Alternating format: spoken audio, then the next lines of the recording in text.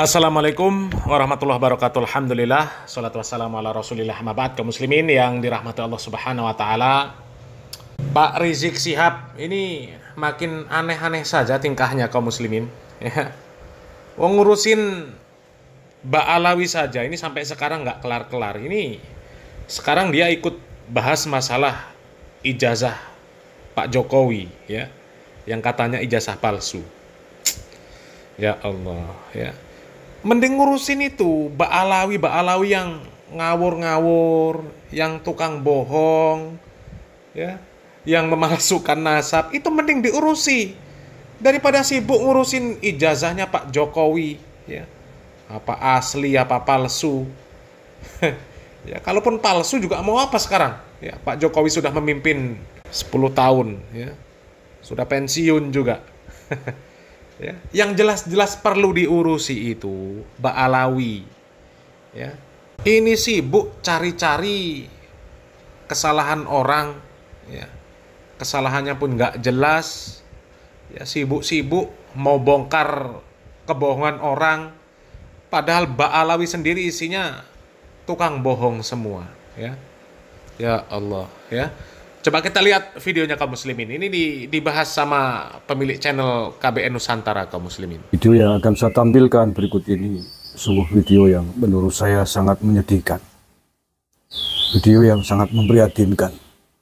Betapa tidak para mantan jenderal kita, para jenderal purnawirawan kita bisa melakukan hal ini.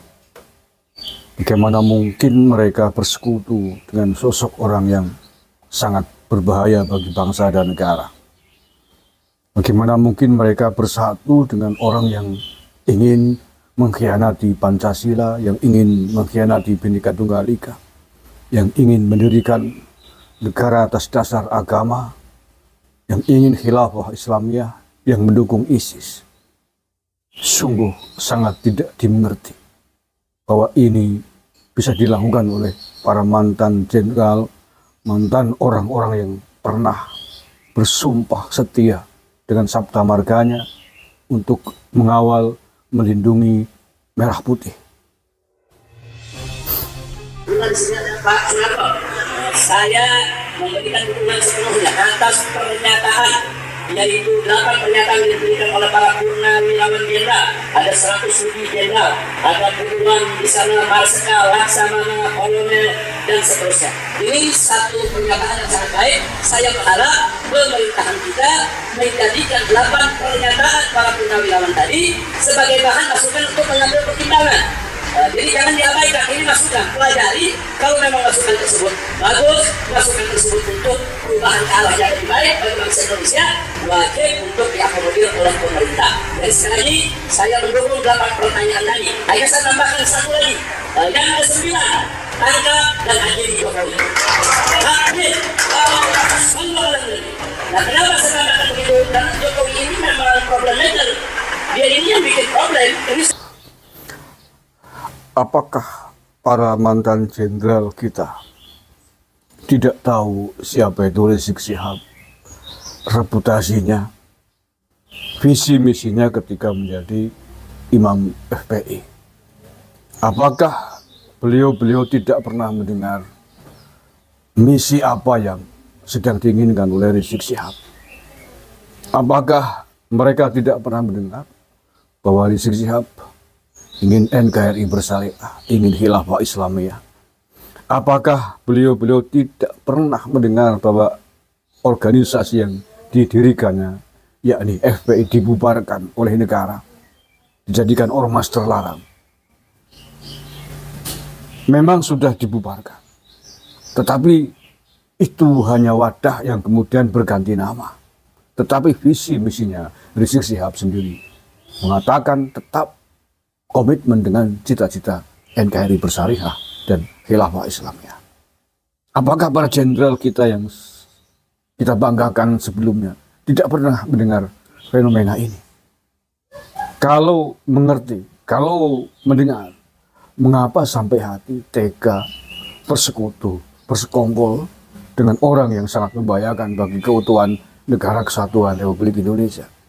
Apakah mentang-mentang sudah purnawirawan, sabta marganya, sumpah prajuritnya kemudian sudah tidak terpakai lagi. Boleh ditinggalkan. Tidak habis pikir saya. Kalau mereka-mereka ini, para pembenci Pak Jokowi dan keluarganya, bukan terdiri dari para mantan jenderal, mungkin masih bisa kita pahami lah. Barisan sakit hati sebagaimana halnya Roy Suryo, Rismon, Tifa, dan lain sebagainya yang bukan dari mantan-mantan prajurit terpilih. Bisa kita pahami. Termasuk golongannya Rizik Syihab ini. Tapi kalau ini dilakukan oleh beliau-beliau mantan orang penting di jajaran elit TNI kita, kemudian melakukan ini, menurut saya sangat sulit dipahami dan ngeri saya membayangkan. Jangan-jangan dulu sebelum pensiun begini sikapnya. Mudah-mudahan sih tidak. Bolehlah punya kehendak politik, bolehlah punya keinginan politik yang berseberangan dengan pasangan presiden dan wakil presiden yang hari ini terpilih. Bolehlah. Karena sudah purna memang boleh punya hak politik. Tetapi ya milih-milih apa-apa.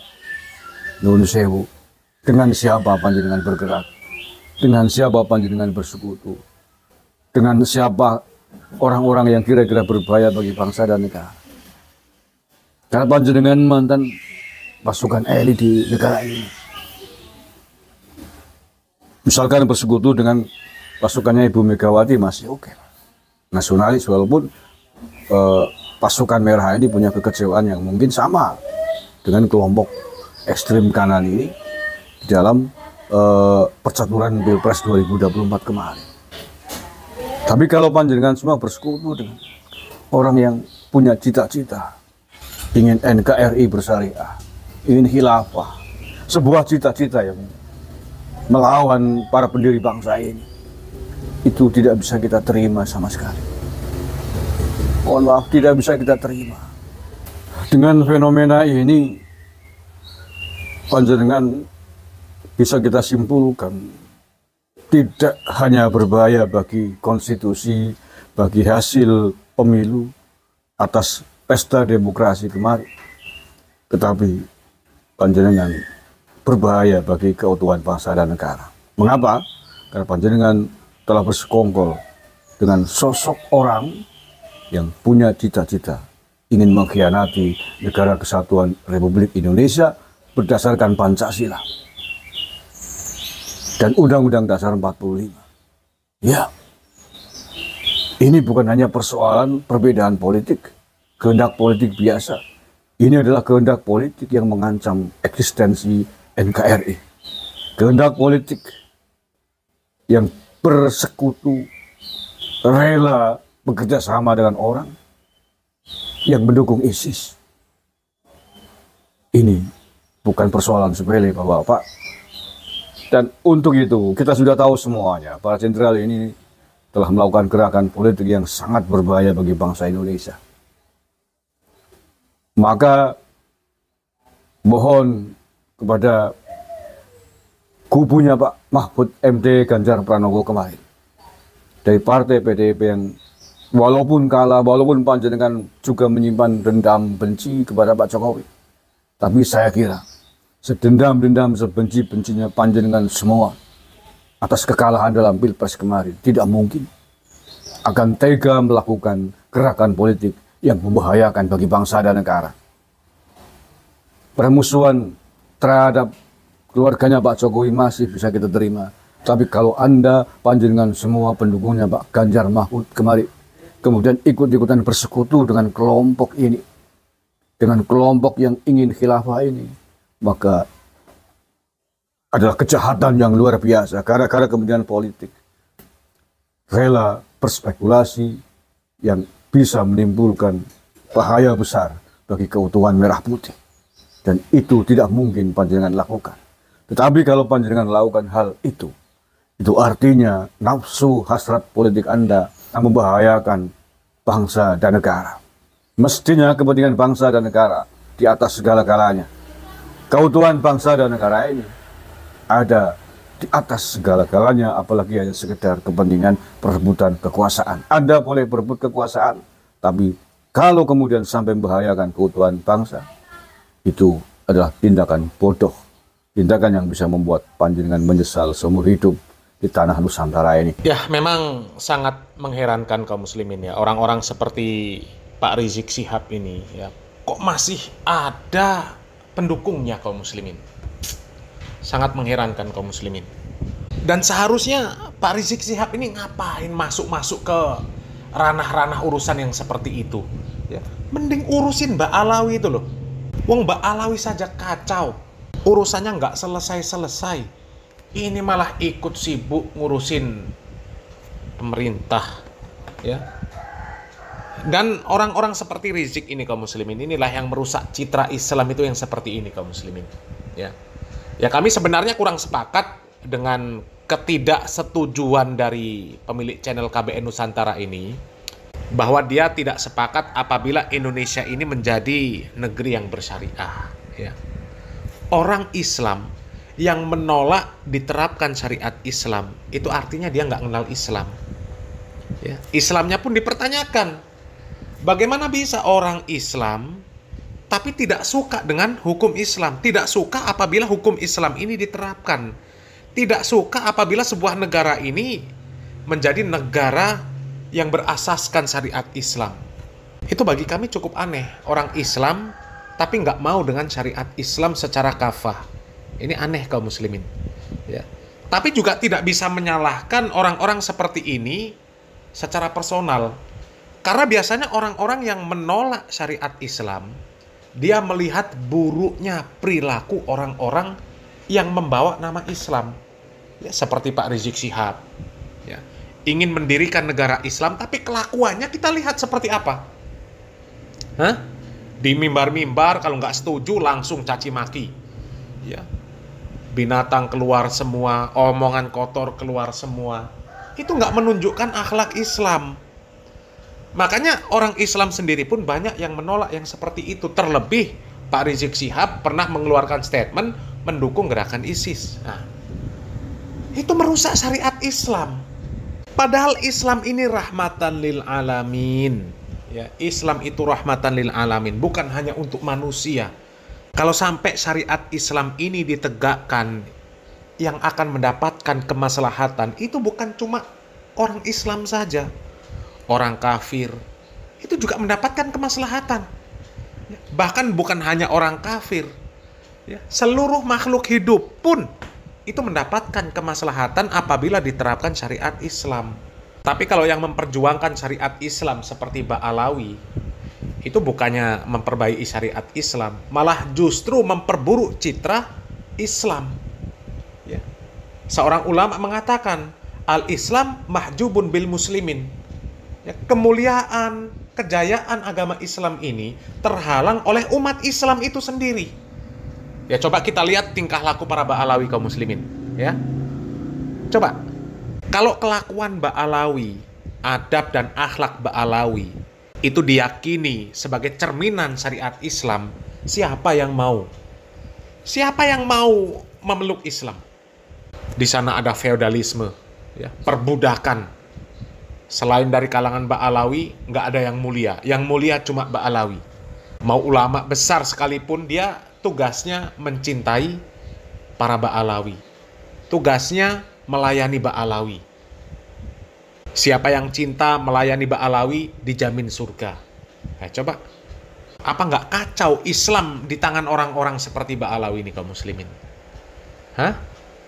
Di sisi lain juga Pak Rizik Syihab pernah mengatakan, dulu yang disebut Habib itu hanya untuk orang-orang yang alim, orang-orang yang benar-benar berilmu. Akan tetapi kenyataannya, orang yang nggak alim, nggak berilmu pun dipuji-puji juga sama Pak Rizik Syihab. Jadi daripada Pak Rizik Syihab ini sibuk ngurus negara ini, negara sudah ada yang ngatur. Ya, tugas seorang dai, kalau memang dai ya, memperbaiki kondisi umat. Ya, memperbaiki kondisi generasi penerus umat Islam. Karena nanti yang akan menduduki pemerintahan itu adalah generasi penerus. Kalau generasi penerus ini dibenahi tanpa Pak Rizik Syihab berjuang, berkoar-koar sampai mengeluarkan perkataan kotor, perkataan kasar, ya, syariat Islam ini akan dengan sendirinya diterapkan. Karena nanti yang menduduki pemerintahan adalah orang-orang yang paham syariat Islam. Tapi kalau yang menduduki orang yang nggak paham syariat Islam, ditambah melihat orang-orang yang katanya memperjuangkan syariat Islam, adab dan akhlaknya hancur, maka nggak akan diterima. Mau berdarah-darah, teriak-teriak sampai urat leher putus, ya, mau memperjuangkan supaya syariat Islam tegak di negeri ini, nggak akan bisa. Nggak akan bisa. Ya. Allah Subhanahu wa Ta'ala di dalam Al-Quran sudah mengatakan, Innallaha la yughayyiru ma biqaumin hatta yughayyiru ma bi anfusihim. Allah itu nggak akan merubah keadaan suatu kaum sebelum kaum tersebut merubah apa yang ada pada mereka. Ya. Sehingga penerapan Islam ini dari diri sendiri dulu. Kalau kita sudah kenal syariat Islam, sudah ada rasa takut kepada Allah Subhanahu wa Ta'ala, takut berbuat maksiat kepada Allah Subhanahu wa Ta'ala, ya, maka ketika orang-orang seperti ini menjadi pemimpin, dia akan takut berbuat maksiat, dia akan takut berbuat zolim. Tapi kalau dari personalnya nggak ada pembenahan diri, mau sibuk berkoar-koar di mimbar, di panggung, di mana-mana, bahkan sampai pakai pedang pun, nggak akan ada hasilnya, ya, nggak akan ada hasilnya. Jadi ya Pak Rizik Syihab ini mending ngurusin Mbak Alawi itu loh, ya.